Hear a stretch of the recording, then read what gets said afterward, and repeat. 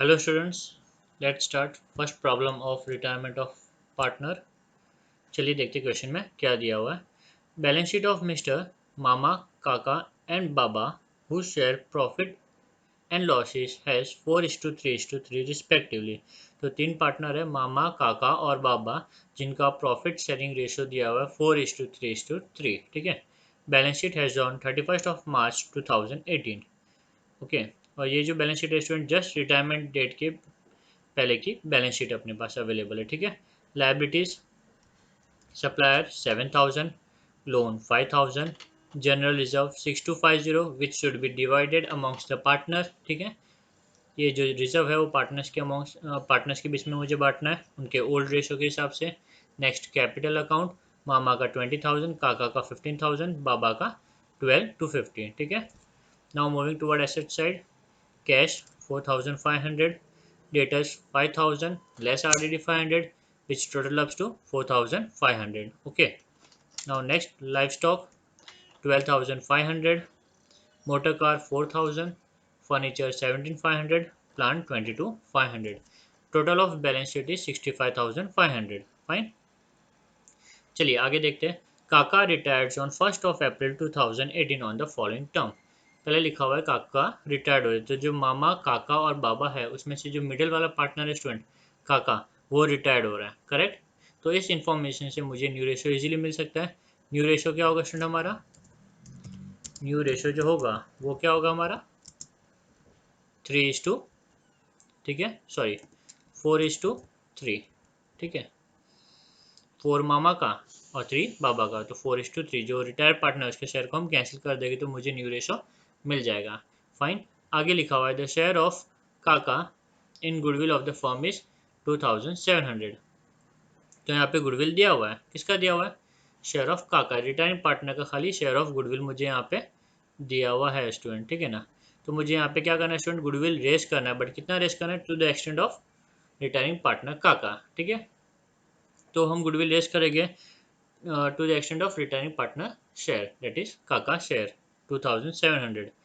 और right of के बारे में कुछ नहीं बोला स्टूडेंट. तो यहाँ पे खाली गुडविल रेस करना है. तो goodwill will appear in the books of account. आपको ये ध्यान रखना है. ठीक है. पहले एडजस्टमेंट में तो बैलेंस शीट में अपना गुडविल अपियर होगा पहला चीज़. ठीक है. Next furniture is to be depreciated by 10% and motor car by 12.5%. तो फर्नीचर और मोटर कार इन दोनों को भी क्या करना है स्टूडेंट डेप्रिशिएट करना है. ठीक है. तो ये दोनों से रिलेटेड एडजस्टमेंट है. तो स्टूडेंट मैं इसे हाईलाइट कर लेता हूँ इस पार्ट को. ठीक है. आगे दिया life stock is to be appreciated by 10% and plant by 20%. तो लाइफ स्टॉक और प्लांट इन दोनों से भी रिलेटेड एडजस्टमेंट है. इसे भी हाईलाइट कर दिया मैंने. Next provision for 2,000 to be made for a claim of compensation. Student एक क्या बोलते हैं प्रोविजन क्रिएट करना है 2,000 का जहाँ पे चांस है कि कंपनी के ऊपर या फिर पार्टनर्स के ऊपर एक क्लेम कर सके. ठीक है. तो एक टाइप का लॉस है अनरिकॉर्डेड लाइबिलिटी. तो इसका एक इफेक्ट लाइबिलिटी में आएगा. और दूसरा क्योंकि प्रोविजन एक टाइप का लॉसेस के लिए हम रिकॉर्ड करते हैं स्टूडेंट. तो दूसरा इफेक्ट आएगा इसका प्रॉफिट एंड लॉस एडजस्टमेंट के डेबिट साइड में. ठीक है. जब हम करेंगे तो वापस देखेंगे ये आइटम के लिए कहीं पे भी बैलेंस शीट में इफेक्ट नहीं दिया हुआ. ठीक है. इम्पैक्ट नहीं आएगा इसका. यहाँ पे ओल्ड बैलेंस शीट में कहीं पे भी मार्किंग नहीं होगी क्योंकि ये अपेयर ही नहीं कर रही स्टूडेंट. ठीक है. आगे लिखा है RDD is no longer necessary. RDD required नहीं है. तो ये डेटा से रिलेटेड एडजस्टमेंट है. तो डेटास को भी मैं हाईलाइट कर देता हूँ स्टूडेंट. ठीक है. सभी चीज़ें हो गई. यहाँ पर लास्ट में लिखा हुआ है the amount payable to Kaka should be transfer to his loan account. ये इन्फॉर्मेशन है स्टूडेंट. खाली यहाँ पे हमें बोला हुआ है जितना भी अमाउंट पेएबल आएगा काका को. ठीक है. वो मुझे क्या करना है वो मुझे लोन अकाउंट में ट्रांसफर कर देना है. ठीक है. वो मुझे क्या करना है लोन अकाउंट में ट्रांसफर कर देना है. फाइन. तो ठीक है स्टूडेंट सारी इन्फॉर्मेशन हमने कवर्ड अप कर दिए. अब चलिए सॉल्यूशन देखते हैं. सॉल्यूशन में हमें कौन कौन से अकाउंट बनाने हैं सबसे पहले वो एक बार देख लेते हैं. ठीक है. तो सबसे पहले आपको बनाना है ये आपका बुक का मिडिल पार्ट है ये. ठीक है. मेक श्योर आपके बुक का मिडिल वाला पार्ट आप यूज़ करो. मिडिल वाला इन शॉर्ट पेज जो बुक है आपकी वो दोनों साइड अपेयर होनी चाहिए. ठीक है. ये आपका बॉर्डर होगा ये पेज का आपका लेफ्ट हैंड साइड, ये आपका राइट हैंड साइड. इस तरीके से कुछ आपकी बुक होनी चाहिए. ठीक है. लेफ्ट हैंड साइड में आप बना दोगे in the books of firm profit and loss adjustment account जो पहला अकाउंट रिक्वायर्ड है. ठीक है. राइट हैंड साइड में आप बना दोगे balance sheet new balance sheet. ठीक है। और जो नीचे स्पेस बचेगा स्टूडेंट वहाँ पे आपको बना देना है partners capital account. Make sure जो पार्टनर्स कैपिटल अकाउंट जो है उसका डेबिट वाला पार्ट आपके लेफ्ट हैंड साइड में आना चाहिए और क्रेडिट वाला पार्ट आपके राइट हैंड साइड में आना चाहिए, ताकि प्रेजेंटेशन भी अच्छा हो और दिखे भी अच्छा है। ठीक है, तो स्टूडेंट हमारा ये फॉर्मेट पूरा रेडी है। अब हमें क्या करना है, वन बाय वन इफेक्ट्स देते हैं। ठीक है, तो चलिए स्टार्ट करते हैं। सबसे पहले मैं लायबिलिटी से स्टार्ट करूँगा। ओके, तो लायबिलिटी में स्टूडेंट सबसे पहला हम क्या करते हैं, सप्लायर्स और लोन। सप्लायर और लोन ये दोनों चीज़ें से कोई एडजस्टमेंट नहीं है, ये दोनों जो आइटम्स हैं ठीक है उन पे कोई एडजस्टमेंट नहीं, तो ये दोनों चीज़ें हैज इट इज़ अपीयर होगी न्यू बैलेंस शीट में। ठीक है, तो supplier 7,000 and loan 5,000, supplier 7,000 and loan 5,000। ठीक है, ये दोनों को मैं यहाँ पे नोट कर लेता हूँ, सप्लायर 7,000 और लोन 5,000। ठीक है,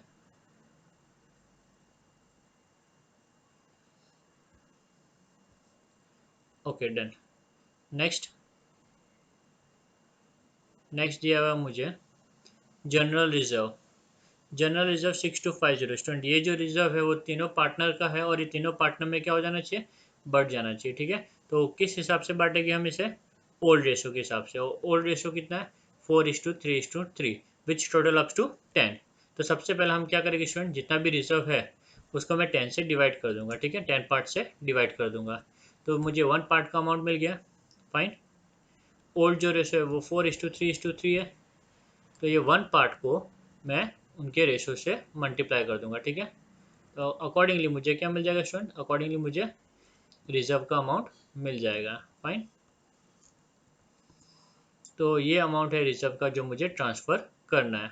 ठीक है, तो जनरल रिजर्व ये हमारे लाइबिलिटी साइड में यानी कि लेफ्ट साइड में अपेयर हो रहा है, तो जब मैं इसे कैपिटल अकाउंट में ट्रांसफ़र करूंगा तो उसके राइट हैंड साइड में यानी कि क्रेडिट साइड में ट्रांसफ़र कर दूंगा स्टूडेंट। ठीक है, तो पार्टनर्स कैपिटल अकाउंट के क्रेडिट साइड में जाके हम लिखेंगे 2,500, 1875 ठीक है। मेक श्योर आपको पहला लाइन छोड़ना है, ये आपका बैलेंस के लिए आएगा। सेकंड लाइन में आप लिखोगे बाय जनरल रिजर्व। क्या लिखोगे स्टूडेंट, बाय जनरल रिजर्व, और जो अमाउंट हमने फाइंड किया वो तीनों भी अमाउंट मैं यहाँ पे नोट कर लूँगा। डन। चलिए, हमने सप्लायर को लोन को ट्रांसफ़र कर दिया, रिजर्व को ट्रांसफ़र किया। अब कैपिटल की बारी। कैपिटल ये बैलेंस ब्रॉट डाउन के फॉर्म में आ जाएगा, लेफ्ट हैंड साइड में लिखा हुआ है बैलेंस शीट के ये। तो जब मैं कैपिटल अकाउंट में ट्रांसफ़र करूँगा तो कैपिटल अकाउंट के राइट हैंड साइड में ये इम्पैक्ट जाएगा स्टूडेंट। ठीक है, और यहाँ पे नोट कर दे कि बाय बैलेंस ब्रॉट डाउन, और तीनों भी जो पार्टनर्स का बैलेंस था वो हम यहाँ पे नोट कर देंगे, 20,000, 15,000 एंड 12,250। तो स्टूडेंट मैंने लायबिलिटी की साइड की सारी चीज़ों को ट्रांसफ़र कर दिया अभी। ठीक है, रिक्वायर्ड पोजीशंस पे, रिक्वायर्ड जगह पर। अब हम मूव करते हैं एसेट साइड में। ठीक है, अब क्योंकि एडजस्टमेंट में कहीं पे भी एसेट से रिलेटेड कोई इम्पैक्ट नहीं है तो इसे मैं एज इट इज़ ट्रांसफ़र कर दूंगा। बट मेक श्योर जब भी आप एसेट साइड में चीज़ों को ट्रांसफ़र करो तो मेक श्योर आप पहले फिक्स एसेट को नोट करो। ठीक है, पहले आप फिक्स एसेट्स रिकॉर्ड करोगे, फिर इन्वेस्टमेंट रिकॉर्ड करोगे, और फिर करंट एसेट्स रिकॉर्ड करोगे। ये प्रॉपर पैटर्न है स्टूडेंट एसेट्स को रिकॉर्ड करने का। ठीक है, तो सबसे पहला हम लोग life stock, motor car, furniture और प्लांट, इन चारों को रिकॉर्ड करते हैं। ठीक है, life stock, motor car, furniture और प्लांट, ये चारों भी जो है वो मेरे फिक्स एसेट है। फाइन, ठीक है, तो पहला life stock amount 12,500, motor car amount 4,000, furniture amount 17,500। ठीक है, प्लांट अमाउंट 22,500। ठीक है, चारों भी एसेट्स को मैंने, फिक्स एसेट्स को मैंने इनर कॉलम में लिख दिया। इनर कॉलम में क्यों लिखा है स्टूडेंट, क्योंकि चारों भी एसेट से रिलेटेड एडजस्टमेंट्स थे, इसलिए मैं सभी को इनर कॉलम में लिख दिया। ठीक है, अभी सारे फिक्स एसेट कवर होने के बाद में इन्वेस्टमेंट नहीं दिया, इन्वेस्टमेंट दिया होता तो वो रिकॉर्ड करते हैं, उसके बाद में अब हम डेटास को रिकॉर्ड करेंगे। ठीक है, बट डेटा से रिलेटेड एक एडजस्टमेंट भी दिया है कि RDD is no longer necessary.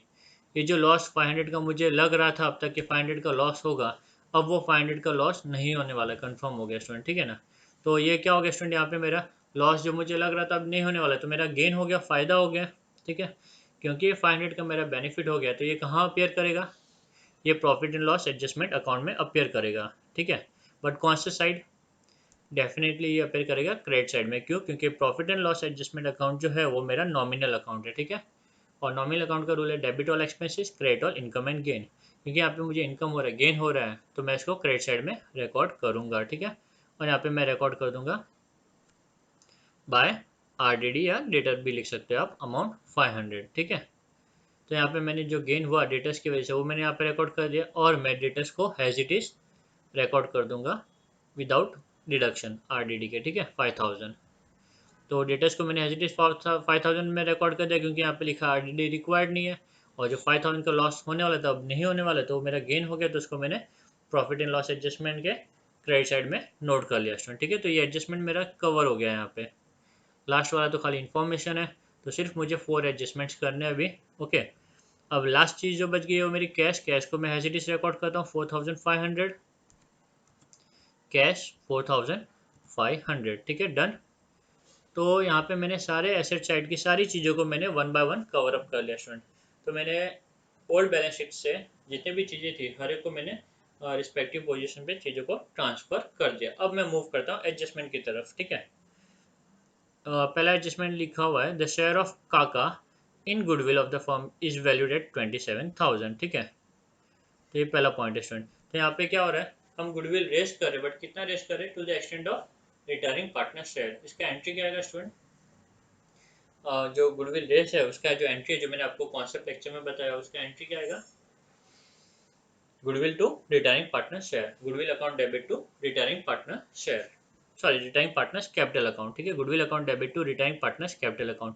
Goodwill account हमने बनाया नहीं है, तो to returning partners capital account, तो रिटर्निंग पार्टनर्स कैपिटल अकाउंट के क्रेडिट में गए और बाय गुडविल करके हम नोट कर देंगे, ठीक है। और जो अमाउंट आएगा वो काका में आएगा 2700, क्योंकि गुडविल वहीं पर अपेयर करेगा स्टूडेंट, ठीक है। क्योंकि गुडविल को सिर्फ रिटर्निंग पार्टनर के शेयर जितना रेस किया हुआ है, ओके। अभी एक ही एंट्री स्टूडेंट यहाँ पे, goodwill to returning partner share, तो हमारा जो गुडविल है वो क्या होगा? वो बैलेंस शीट में अपेयर करेगा। अगर आपको याद होगा अच्छे से कॉन्सेप्ट लेक्चर, तो जब कभी भी गुडविल रेस करते हैं तो बैलेंस शीट में अपेयर होता है, और राइट ऑफ करेंगे तो बैलेंस शीट में अपेयर नहीं होता है।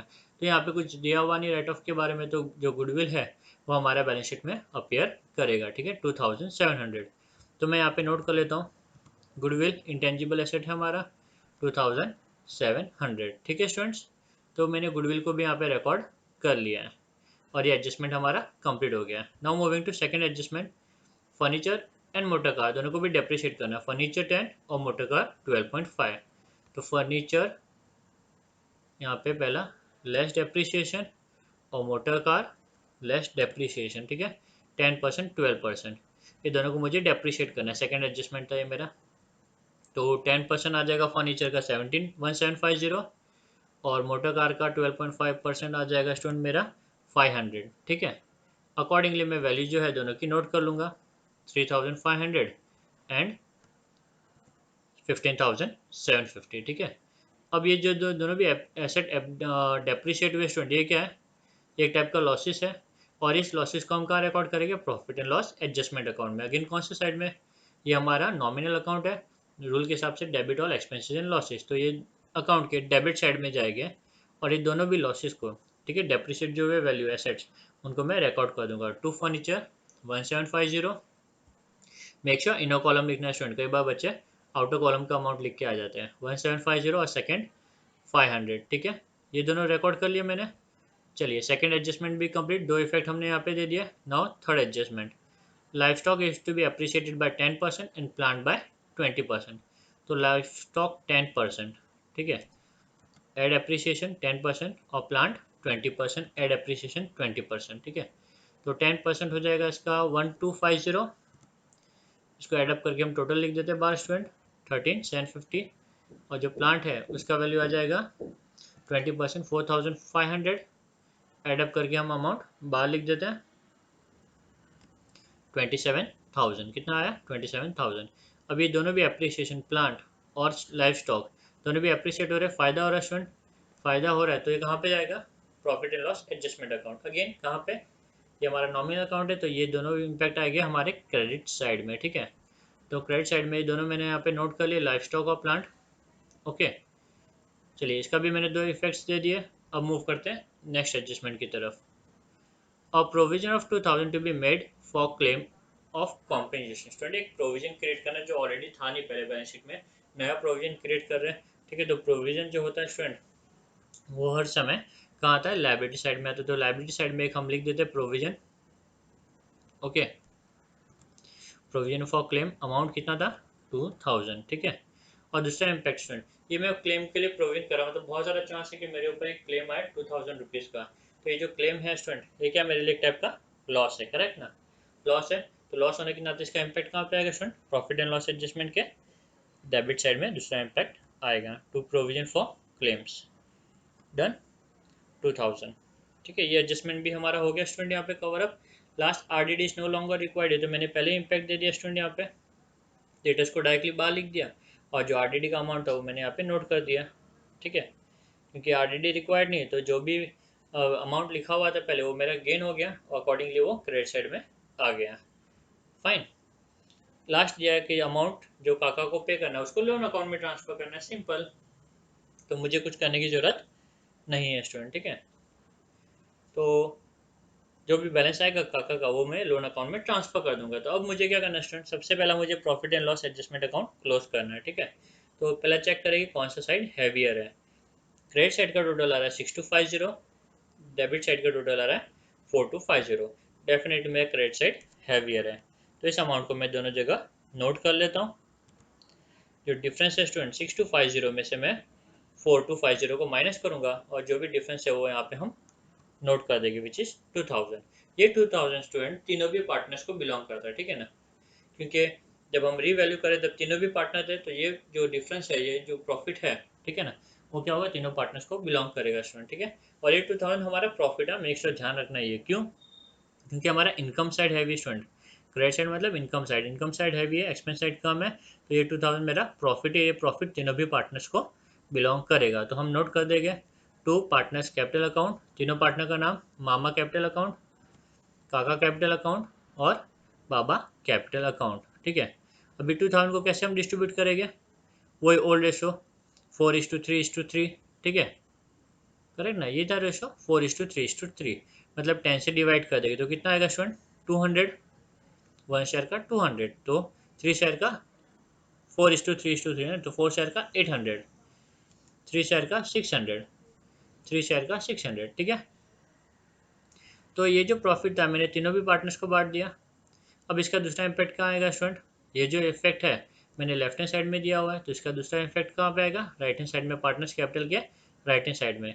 या फिर आप ऐसा भी देख सकते हो, पार्टनर्स कैपिटल अकाउंट क्रेडिट हो रहे हैं, यहाँ पे क्रेडिट किया हुआ है पार्टनर्स कैपिटल के बाजू में 2 लिखा हुआ मतलब क्रेडिट, तो पार्टनर्स कैपिटल की क्रेडिट में जाओगे और यहाँ पे लिख दोगे by profit and loss adjustment account profit, और तीनों का जो अमाउंट है स्टूडेंट हम यहाँ पे नोट कर लेंगे। ठीक है, तो प्रॉफिट एंड लॉस एडजस्टमेंट को क्लोज करने पे डिफरेंस आया, वो डिफरेंस हमने पार्टनर्स कैपिटल अकाउंट में ट्रांसफर कर दिया। सॉरी, यहाँ पे कैपिटल अकाउंट आएगा, ठीक है, करंट लिखा हुआ था कैपिटल अकाउंट। ठीक है, पार्टनर्स कैपिटल अकाउंट में ट्रांसफर कर दिया। अब हम पार्टनर्स कैपिटल को क्लोज करेंगे। ठीक है, और यहाँ पे कौन रिटायर हो रहा है, काका। तो काका के सबसे पहले हम काका के अकाउंट को क्लोज कर देते हैं। ठीक है, काका के अकाउंट को क्लोज करते तो कितना आता है टोटल, 20,000। आप देख सकते हैं यहाँ पे टोटल आ रहा है मेरा 20,175, वो अमाउंट मैं यहाँ पे लिख देता हूँ 20,175। ठीक है, तो जितना भी अमाउंट आ रहा है वो मुझे कहाँ ट्रांसफर करना है, लोन अकाउंट में ट्रांसफर करना है। तो 20,175 को मैं लोन अकाउंट में ट्रांसफर कर देता हूँ। यहाँ पे मैं लिख देता हूँ टू लोन अकाउंट, किसका लोन है, ये काका का लोन अकाउंट है। ठीक है ना, तो मैं बैलेंस शीट में इसका इम्पैक्ट दूंगा स्टूडेंट, काकास लोन अकाउंट, क्योंकि मैंने पार्टनर को नहीं दिया, रिटर्निंग पार्टनर को, तो वो फर्म के लिए एक बर्डन है, और बर्डन होने के नाते कहाँ पे आएगा, वो बैलेंस शीट में आएगा, अमाउंट 20,175। ठीक है, तो चलिए स्टूडेंट, हमने काका के अकाउंट को क्लोज कर दिया, जो पार्टनर रिटायर्ड हो रहा है। अब बचे हुए जो दो पार्टनर है उनके अकाउंट को भी क्लोज कर देते हैं। ठीक है, तो बाबा का टोटल आ रहा है 14,725, 14,725। मामा का टोटल आ रहा है 23,300, 23,300। अकॉर्डिंगली मैं यहाँ पे नोट कर लेता हूँ स्टूडेंट दोनों के बैलेंस शीट को। ठीक है, अब जो डिफरेंस है वो डिफरेंस को मुझे रिकॉर्ड करना है। ठीक है, तो ये डिफरेंस कहाँ जाएगा स्टूडेंट, कैपिटल अकाउंट में चले जाएंगे। तो दोनों भी बाबा और मामा का जो बैलेंस शीट है स्टूडेंट सेम अमाउंट आएगा, क्योंकि कुछ भी डेबिट में नहीं है। ये कहाँ जाएगा, कैपिटल अकाउंट में। हेल्स यहाँ पे मैं लिखूंगा to balance carried down, to balance carried down, और ये अमाउंट चला जाएगा लायबिलिटी साइड में कैपिटल अकाउंट के अंदर, पार्टनर्स कैपिटल अकाउंट। और सिर्फ दो पार्टनर का नाम आएगा, मामा और बाबा, काका रिटायर्ड हो गए, ठीक है। और जो बैलेंसेस यहाँ पे है स्टूडेंट कैरिड डाउन के, वही दो अमाउंट हम एज इट इज नोट कर देगा, टोटल बाहर लिख देंगे। फाइन। तो यहाँ पे मैंने सारे इफेक्ट्स दे दिए, profit and loss adjustment close किया, डिफरेंस आया वो पार्टनर्स कैपिटल में ट्रांसफर कर दिया, पार्टनर्स कैपिटल में सबसे पहले रिटायरिंग पार्टनर्स के अकाउंट को क्लोज किया, डिफरेंस था वो लोन में मैंने ट्रांसफर करके लायबिलिटी में नोट कर लिया, और फिर कंटिन्यूइंग पार्टनर को क्लोज करने पे डिफरेंस आके मैंने कैपिटल अकाउंट में नोट कर दिया, ठीक है। अब मुझे बैलेंस शीट टैली करनी है, चेक करना है टैली हो रहा है कि नहीं हो रहा, अगर टैली हो रहा है तो राइट है, नहीं हो रहा तो कुछ रॉन्ग है, ठीक है। तो हम क्लोज करते हैं अभी। ओके, तो चलिए स्टूडेंट देखते हैं बैलेंस शीट टैली हो रही है कि नहीं हो रही है। तो आप देख सकते हो जो लायबिलिटी साइड का टोटल आ रहा है वो 72,200 हो रहा है, कितना 72,200, ठीक है। और जो एसेट साइड का टोटल आ रहा है स्टूडेंट मेरा कितना आ रहा है 72,200, ठीक है। तो लायबिलिटी के दोनों साइड, लायबिलिटी और एसेट बैलेंस शीट के दोनों साइड इक्वल आ रहे हैं, यानी कि सम हमारा टैली हो गया और सम हमारा करेक्ट है स्टूडेंट, ठीक है। होप सो आपको स्टूडेंट समझ में आया होगा। अगर आपको अच्छा लगा ये lecture, please like subscribe and do share with your friends, ताकि मैक्सिमम जन बेनिफिट इसका ले सके स्टूडेंट, ठीक है। Thank you.